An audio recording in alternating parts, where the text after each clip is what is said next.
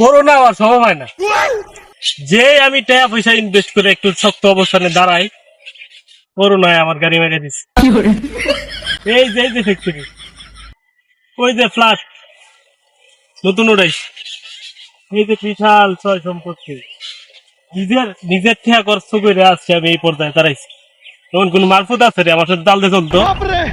হ্যাঁ, আমি একটু একটু করে পরিশ্রম করে, সুদ্ধা হাতির কথা বলছি, একটু একটু করে পরিশ্রম করে এই সম্পত্তি গুলো যাইছি। আমি বেঁচে দিতে হইব। করোনার মানুষ নিতে পারতাছি না, আমি ফ্যাক্টরি নিয়োগ নাই, মানুষ নিতে পারতাছি না।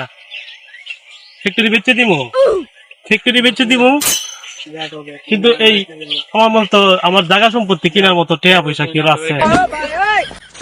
আপনার তো আমি খুঁজতেছি।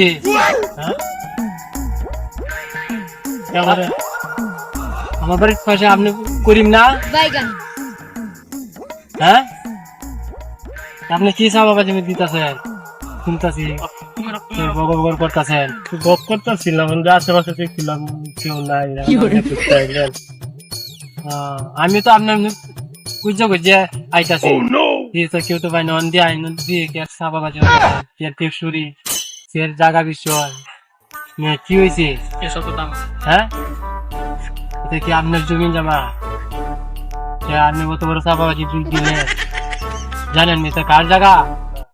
হ্যাঁ, আর জন্য জায়গা দলিল করেন জায়গা, আর আপনি কই নেই আপনি চা বাবাজি কোন থেকে শিখছে?